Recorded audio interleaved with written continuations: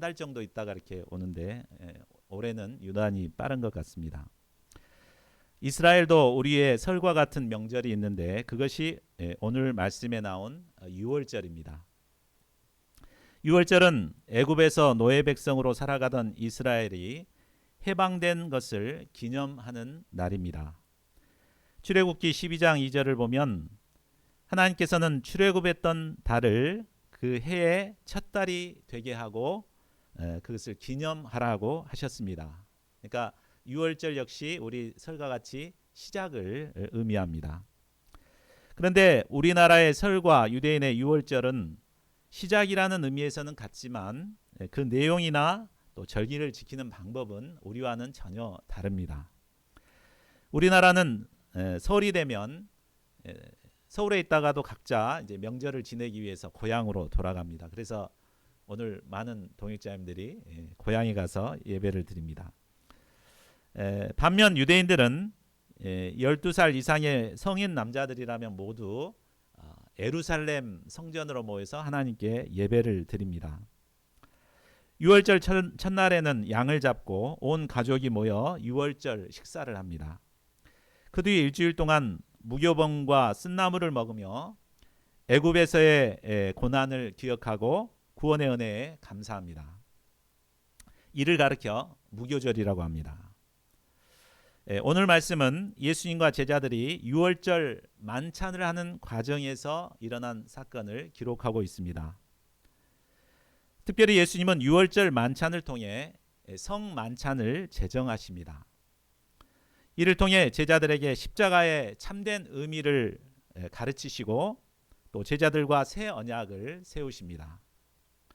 이 시간 본문 말씀을 깊이 영접함으로 저희 모두가 새 언약의 백성들로 살아갈 수 있기를 기도합니다. 파트 1, 사탄의 종이 된 유다, 또 사탄에게서 돌이킨 제자들, 1절에서 6절, 또 21절에서 38절 말씀입니다. 본문의 구절을 보면 저자 누가는 유월절 만찬을 하는 내용 앞과 뒤로 사탄의 역사를 기록하고 있습니다. 예수님께서 복음 역사를 이루어가는 과정에서 사탄도 왕성한 활동을 하고 있었습니다. 복음 역사를 섬기는 우리가 반드시 알아야 할 것이 있습니다. 그것은 복음 역사가 있는 뒤에는 반드시 이 사탄의 방해 공작이 있다는 것입니다. 그렇다면 사탄은 우리에게 어떻게 역사하며 우리가 어떻게 이 사탄의 역사를 이겨낼 수 있을까요? 첫째, 사탄에게 사로잡힌 가룟 유다 1절에서 6절 또 21절에서 23절입니다. 때는 유월절이라는 무교절이 다가오는 시기였습니다. 출애굽 이후 이스라엘은 이를 기념하기 위해 유대력으로 정월 14일 저녁부터 하루 동안 유월절을 지냈습니다. 그 뒤에 15일 저녁부터 7일 동안은 무교절로 애굽에서의 고난을 기념했습니다. 이 기간 집안의 모든 누룩을 없애고 무교병을 먹었기 때문에 유월절을 무교절이라고도 불렀습니다. 유월절은 이스라엘의 가장 큰 명절로 세계 각지에 흩어진 유대인들이 예루살렘 성전으로 몰려와서 함께 예배를 드렸습니다. 자, 이처럼 큰 명절을 앞둔 대제사장들과 서기관들은 무엇을 하고 있었습니까? 2절을 보십시오. 그들은 마땅히 예루살렘에 온 백성들에게 전할 유월절 메시지를 준비해야 됐습니다. 그러나 그들은 유월절 어린 양 대신 예수님을 무슨 방도로 죽일까 고심하고 있었습니다. 그들의 마음에는 하나님의 말씀은 전혀 없었고 오로지 시기심, 미움, 분노가 가득했습니다.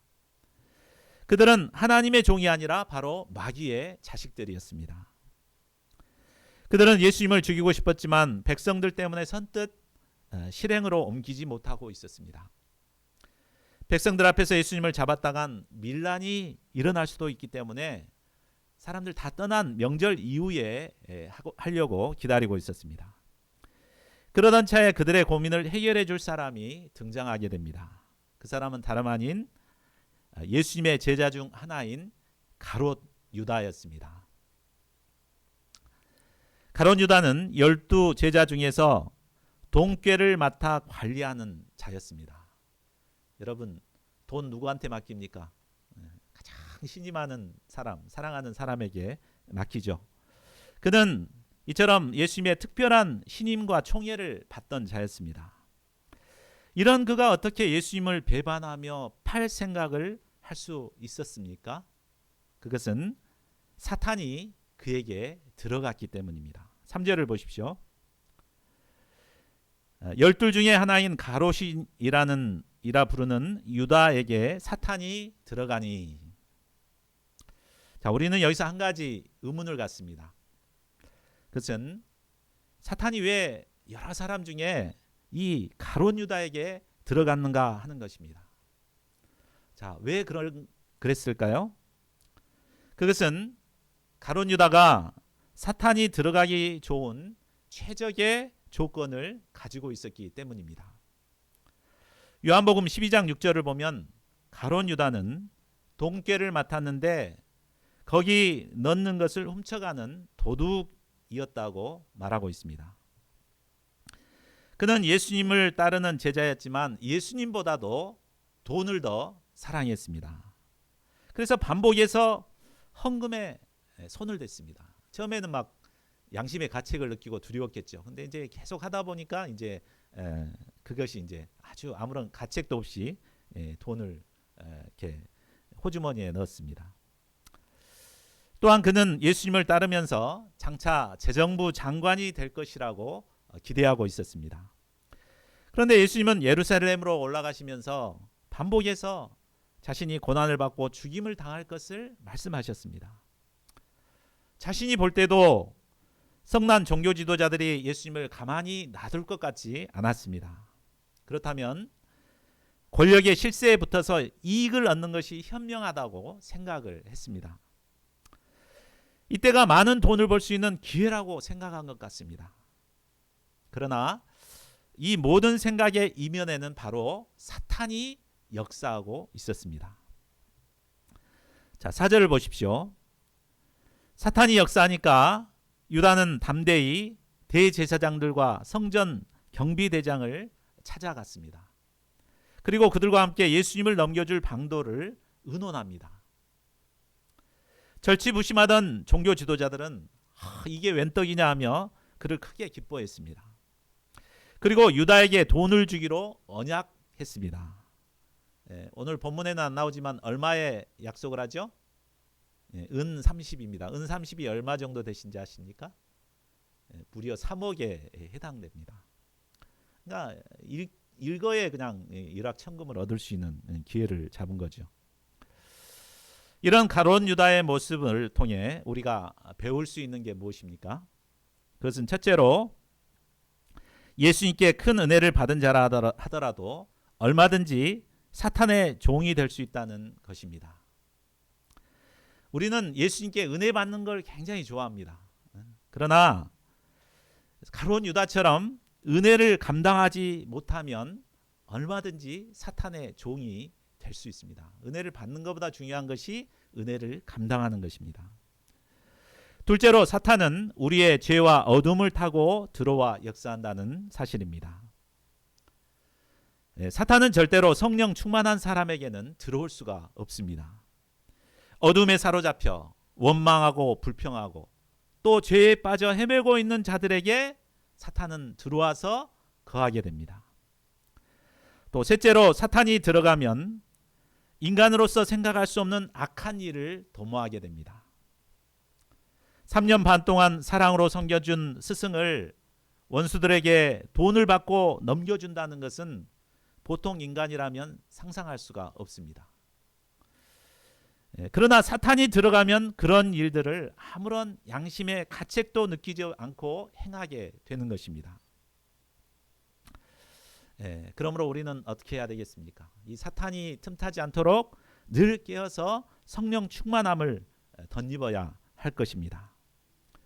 자, 건너뛰어서 21절을 보십시오. 제자들과 성찬식을 행한 후에 예수님은 그의 문제를 드러내십니다. 그러나 보라, 나를 파는 자의 손이 나와 함께 상위에 있도다.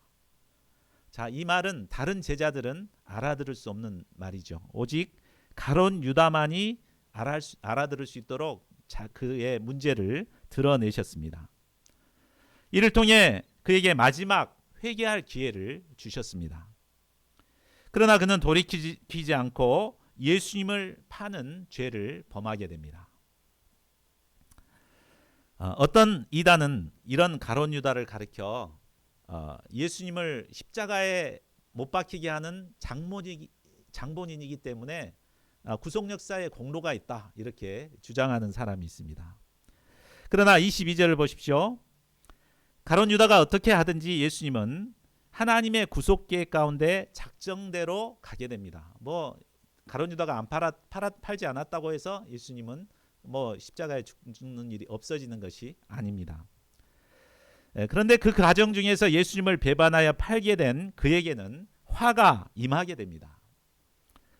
결국 예수님을 판 그가 어떻게 됩니까?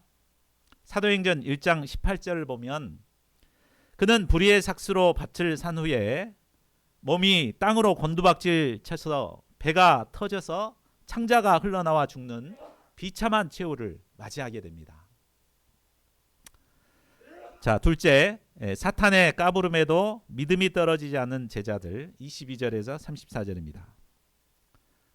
자, 가룟 유다를 제외한 제자들이라고 해서 그들에게 문제가 전혀 없는 것이 아니었습니다. 24절을 보면 그들은 틈만 나면 서로 누가 크냐며 다투었습니다. 그들 모두에게는 서로 높은 자리에 앉고자 하는 정치적인 야심이 있었습니다. 이런 그들에게 예수님은 섬기는 자가 되라고 가르치십니다. 가르치실 뿐만 아니라 섬기는 자로 그들 중에 있으면서 본을 보여주셨습니다.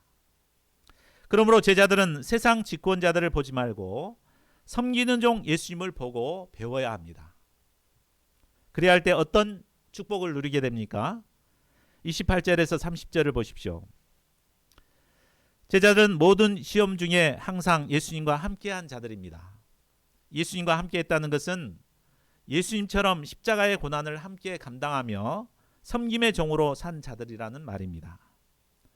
이런 자들에게는 하나님께서 예수님께 나라를 맡기신 것처럼 예수님께서도 제자들에게 맡겨서 그들로 예수님의 나라에서 먹고 마시게 하십니다. 또한 장차 예수님과 함께 보좌에 앉아 이스라엘의 12지파를 다스리게 하십니다. 그러나 그러기 위해서는 먼저 사탄의 시험을 이겨내야 합니다. 31절을 보십시오. 예수님께서 시몬 베드로에게 말씀하십니다. 시몬아, 시몬아, 보라, 사탄이 너희를 밀 까부르듯 하려고 요구하였으나. 예수님께서 너희를 이라고 복수형으로 쓴 것을 보면 이 말은 비단 시몬 베드로에게 뿐만 아니라 모든 제자들에게 해당되는 말임을 알 수 있습니다. 앞서 우리는 사탄이 우리의 어두운 내면을 타고 들어와서 역사한다는 사실을 배웠습니다. 제자들 모두는 서로 높아지고자 하는 경쟁심에 사로잡혀 있습니다. 이것은 사탄이 들어올 수 있는 좋은 환경을 가지고 있다는 것을 말합니다. 또한 예수님께서 계속해서 예루살렘에서 죽으신다고 말씀하시자 그들의 내면에는 마음이 어두워지고 근심과 걱정에 사로잡히게 되었습니다. 사탄이 이런 제자들을 가만히 내버려 둘 리가 없습니다. 사탄이 그들의 내면에 들어가 밀 까부르듯이 까부렀습니다. 이 때문에 제자들은 예수님께서 잡히시던 날 밤에 모두가 걸음아 날 살려라 하면서 도망을 쳤습니다. 수제자인 베드로는 닭이 울기 전에 3번이나 예수님을 모른다고 부인하게 됩니다. 자, 어떻게 보면 예수님을 판 가룟 유다나 또 예수님을 부인하고 도망간 이런 제자들이나 별로 큰 차이가 없어 보입니다. 50보 100보죠. 그게 그겁니다. 그러나 제자들이 믿음을 회복하고 구원의 역사에 쓰임받을 수 있는 그 이유가 무엇입니까?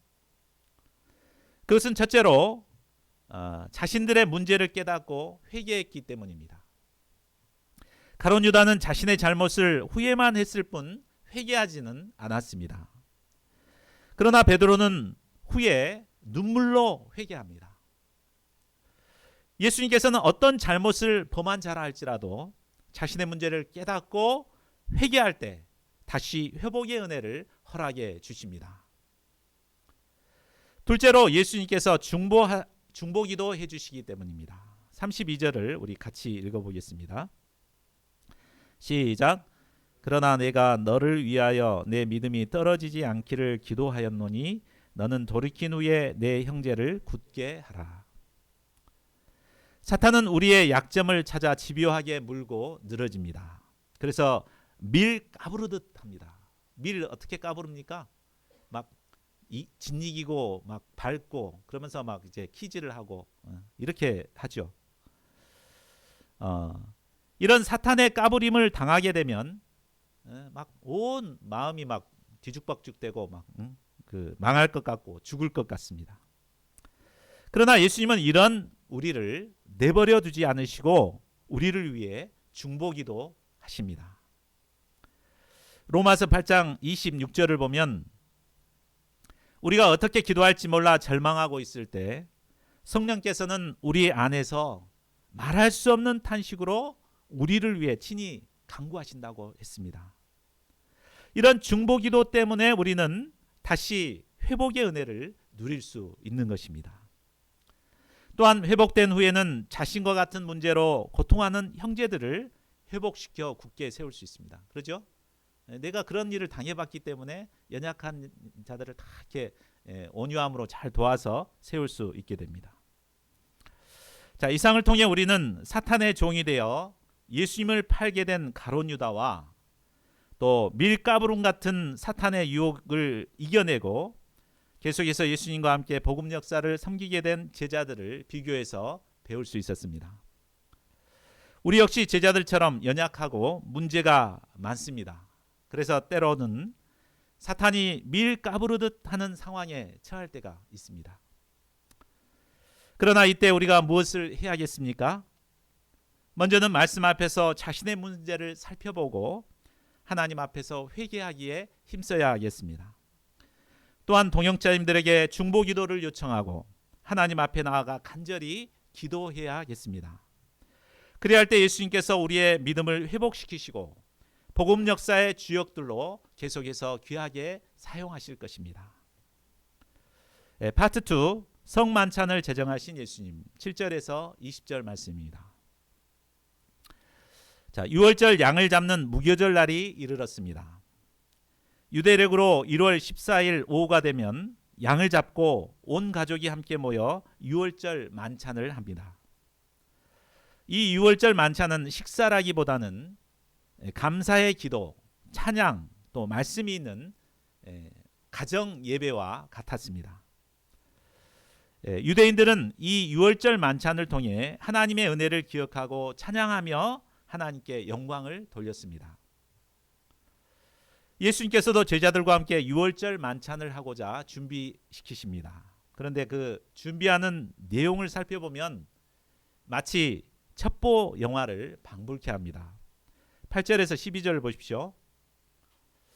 예수님은 특별히 수제자인 베드로와 요한을 보내시면서 6월절 만찬을 준비하게 하십니다. 어디서 준비할 것인가를 묻는 그들에게 성내로 들어가면 물 한 동이를 이고 가는 사람을 만날 텐데 그를 따라가서 그 집에 들어가서 이제 주인에게 말하라고 합니다.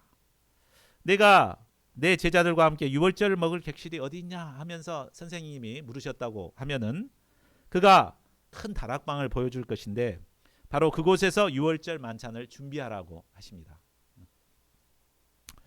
자, 예수님은 가룟 유다가 미리 알지 못하도록 이처럼 은밀하게 6월절 만찬을 준비시켰습니다. 이를 통해 원수들의 방해 없이 제자들과 성만찬을 제정하고자 하신 것입니다. 자, 14, 15절을 보십시오. 때가 이르자 예수님은 사도들과 함께 앉으셨습니다. 예수님은 만찬을 시작하기에 앞서 소감을 말씀하십니다. 내가 고난 받기 전에 너희와 이 유월절 먹기를 원하고 원하였노라. 이 원하였다는 말을 두 번이나 반복하신 것을 보면 그만큼 간절히 원했던 것을 알 수 있습니다.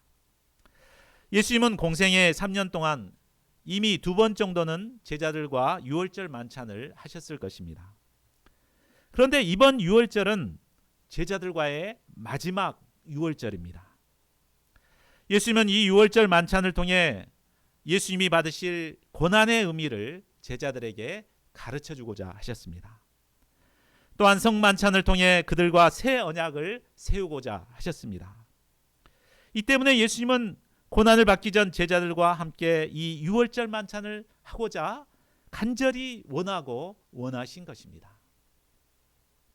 자, 16절과 18절을 보십시오. 내가 너에게 이르노니 이 유월절이 하나님의 나라에서 이루어지기까지 다시 먹지 아니하리라. 내가 너에게 이르노니 내가 이제부터 하나님의 나라가 임할 때까지 포도나무에서 난 것을 다시 마시지 아니하리라. 자, 이 말은 이 유월절 만찬이 마지막인 것을 말해줍니다. 제자들과의 마지막을 의미하기도 하지만 출애굽 이후에 행해왔던 이 유월절이 끝났다는 것을 선언하는 말씀이기도 합니다. 유월절은 출애굽을 기념하는 것과 동시에 장차 하나님의 어린 양으로 오실 참 구원자를 소망하는 의미가 담겨 있습니다. 그런데 이제 예수님께서 하나님의 어린 양이 되셔서 십자가에 달려 죽으심으로 인류 구원의 역사를 완성하시게 됩니다. 유월절 어린 양 대신 예수님의 희생으로 말미암아 이 땅에서의 유월절은 완성되었고 유월절이 더 이상 필요 없게 되었습니다. 그러나 유월절이 완성됐다 하더라도 유월절 잔치가 영원히 사라진 것은 아닙니다. 장차 예수님이 재림하심으로 하나님의 나라가 이 땅에 임하게 됩니다. 이때 우리는 예수님과 함께 영원한 유월절 잔치에 참여하게 됩니다. 요한계시록은 이를 가리켜 어린 양의 혼인잔치라고 말합니다. 예수님의 재림을 소망하는 우리 신자들은 신랑 되신 예수님을 기다리는 신부와 같습니다. 장차 우리는 신랑 되신 예수님께서 재림하실 때 우리는 거룩한 하나님 나라에서 예수님과 함께 영원토록 유월절 잔치를 누리게 됩니다. 이것이 우리 신자들이 간절히 바라는 날이요 예수님께서도 손꼽아 기다리는 날입니다. 예수님이 하나님의 어린 양이 되어 인류 구원 역사를 완성하심으로 구약의 유월절은 폐해졌습니다. 그리고 유월절을 대신해서 새롭게 성만찬을 제정하십니다. 19절 말씀을 우리 같이 읽어보겠습니다. 시작. 또 떡을 가져 감사 기도하시고 떼어 그들에게 주시며 이르시되 이것은 너희를 위하여 주는 내 몸이라. 너희가 이를 행하여 나를 기념하라. 예수님은 누룩이 없는 떡을 가지고 감사 기도를 하셨습니다. 그리고 그것을 찢어 제자들에게 나누어 주시며 말씀하십니다. 이것은 너희를 위하여 주는 내 몸이라. 누룩이 없는 무교병은 바로 죄 없으신 순결한 예수님의 몸을 상징하고 있습니다. 아무런 죄가 없으신 예수님께서 왜 그 고귀한 몸이 찢기셔야 했습니까? 이것은 너희를 위하여 주는 내 몸이라. 바로 죄로 말미암아 죽을 수밖에 없는 우리를 위해서입니다. 이 예수님의 희생으로 말미암아 우리는 구원의 은혜를 누리고 영생을 얻을 수 있게 되었습니다. 요한복음 6장 51절 말씀 좀 더 자세히 설명해 주고 있습니다. 우리 같이 읽어볼까요? 시작. 나는 하늘에서 내려온 살아있는 떡이니 사람이 이 떡을 먹으면 영생하리라. 내가 줄 떡은 곧 세상의 생명을 위한 내 살이니라. 예수님은 생명의 떡이 되십니다. 누구든지 이 예수님께서 희생하신 그 의미를 깨닫고 영접하는 자에게는 생명이 있게 됩니다. 영생을 얻게 됩니다. 20절도 함께 읽겠습니다. 시작. 저녁 먹은 후에 잔도 그와 같이 하여 이르시되 이 잔은 내 피로 세우는 새 언약이니 곧 너희를 위하여 붓는 것이라. 성찬식에서의 포도주는 예수님의 피를 상징합니다. 예수님은 우리를 위하여 몸뿐만 아니라 고귀한 피를 흘려주셨습니다. 인간이 범죄한 이후 하나님께서는 죄사함을 받을 수 있는 제사 제도를 허락하셨습니다. 인간은 짐승의 피를 흘리는 이 희생 제사를 통해 죄사함을 얻고 하나님께 나아갈 수 있게 되었습니다. 그런데 짐승의 피는 일시적으로 죄를 사해 줄 뿐이지 우리를 영원히 깨끗게 하지는 못합니다. 우리는 죄를 범할 때마다 짐승의 피를 흘려 하나님께 속죄 제사를 드려야 했습니다. 그런데 이제 하나님의 어린 양 되신 예수님께서 우리를 위해 피를 흘려 주셨습니다. 예수님의 피는 단 한 번의 제사로 우리의 모든 죄를 사해 주십니다.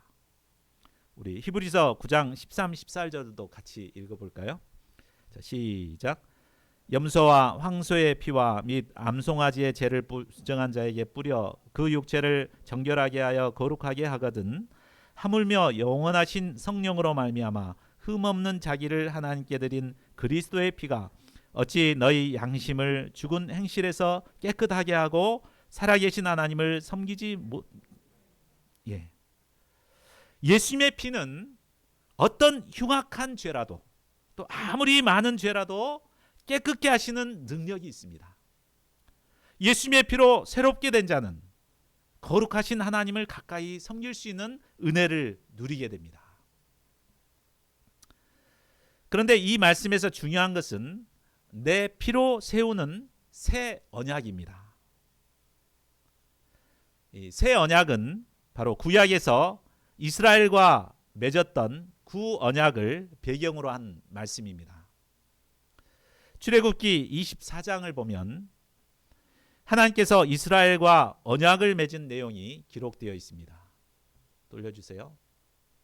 더 돌려주세요. 예, 이런 그 그림입니다. 이스라엘 백성들은 출애굽한 후 시내산에서 하나님과 시내 광야에서 하나님과 언약을 체결합니다.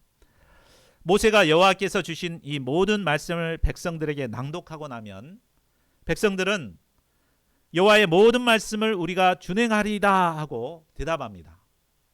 이때 모세는 준비해 두었던 짐승의 피를 제단과 백성들에게 뿌리면서 이 언약을 체결했습니다. 그런데 이 언약은 쌍무 언약으로서 어느 쪽 하나가 이행하지 않게 되면 무효가 되어버린 불완전한 언약이었습니다. 실제로 이스라엘의 역사를 보면 이스라엘은 끊임없이 하나님의 율법을 어기고 죄를 범하게 됩니다. 이로 말미암아 하나님과 세운 언약은 파기되어 버렸고 그들은 하나님의 진노와 심판을 받게 되었습니다. 하나님께서는 이처럼 불완전한 구 언약을 대신할 새 언약을 우리들에게 약속하셨습니다. 에레미야 31장 33절을 보십시오. 그러나 그날 후에 내가 이스라엘 집과 맺을 언약은 이러하니 곧 내가 나의 법을 그들의 속에 두며 그들의 마음에 기록하여 나는 그들의 하나님이 되고 그들은 내 백성이 될 것이라. 여호와의 말씀이니라. 자, 이 약속대로 예수님을 보내주셨고 예수님의 피를 영접한 자들과 새 언약을 맺으십니다. 새 언약의 특징은 돌판이 아닌 바로 우리 마음에 새겨집니다. 이는 우리 내면에 내주하시는 성령께서 우리를 거룩한 하나님의 백성으로 빚어가신다는 것을 의미합니다.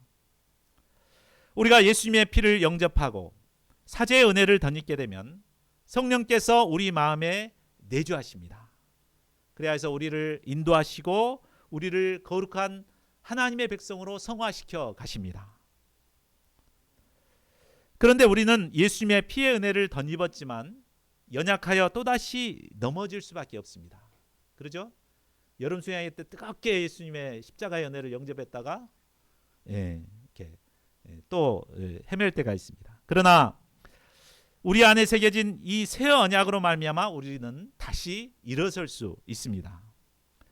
내 안에 계신 성령님의 도우심으로 우리는 연약함을 이기고 거룩한 성령의 열매를 맺는 하나님의 백성으로 살아갈 수 있습니다.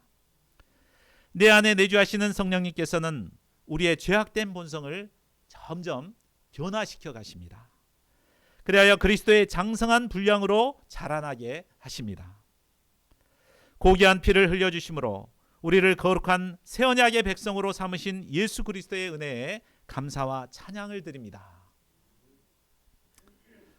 자, 그런데 문제는 아까도 얘기했듯이 우리가 그 은혜를 쉽게 망각한다는 것이 문제입니다. 예수님의 십자가의 은혜를 깨닫고 이 은혜에 살고자 몸부림치지만 막상 삶의 현장에서 치열하게 살다 보면 어느새 그 은혜를 잃어버리기 쉽습니다. 이런 우리가 계속해서 하나님의 은혜를 누리며 살기 위해서는 무엇이 필요하겠습니까? 그것은 반복해서 예수님의 십자가의 은혜를 기념하는 것입니다. 이 때문에 예수님은 19절에서 너희가 이를 행하여 나를 기념하라 라고 하셨습니다. 기념한다는 것은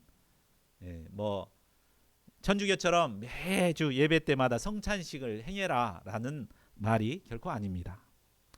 날마다 은혜의 보좌 앞에 나아가 예수님의 살과 피를 기념하는 삶을 사는 것입니다.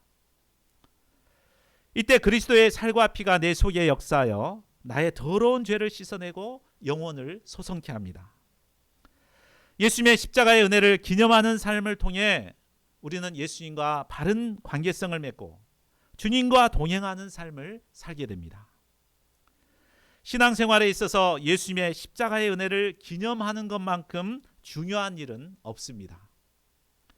저희 모두가 날마다 은혜의 보좌 앞에 나가 예수님의 살과 피를 먹고 마심으로 십자가의 은혜를 기념하는 삶을 살아갈 수 있기를 기도합니다. 자, 말씀을 맺겠습니다. 예수님은 사탄의 방해에도 불구하고 제자들과 유월절 만찬을 행하심으로 성만찬을 제정하셨습니다.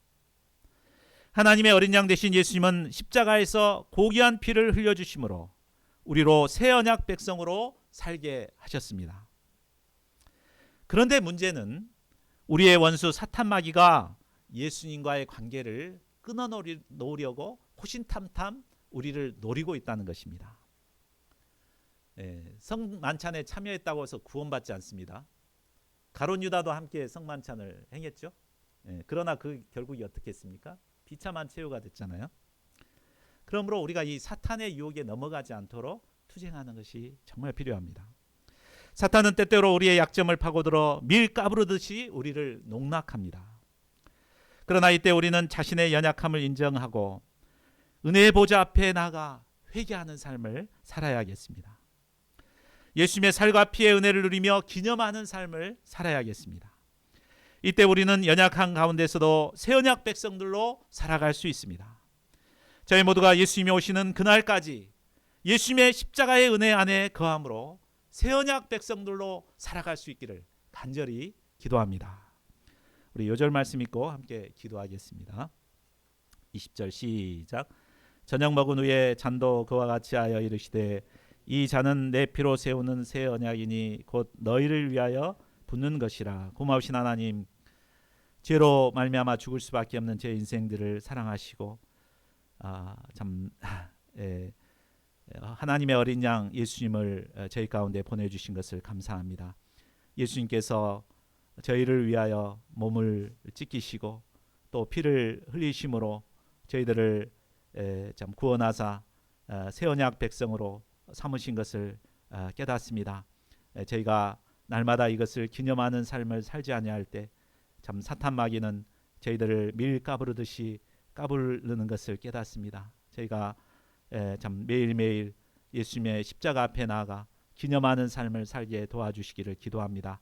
그래서 참 연약한 육신을 이기고 또 죄악된 세상을 이기고 하나님의 거룩한 백성들로 살아갈 수 있도록 저희들을 인도하여 주시옵소서. 감사하고 모든 말씀을 주 예수 그리스도의 이름으로 간절히 기도하였습니다. 아멘.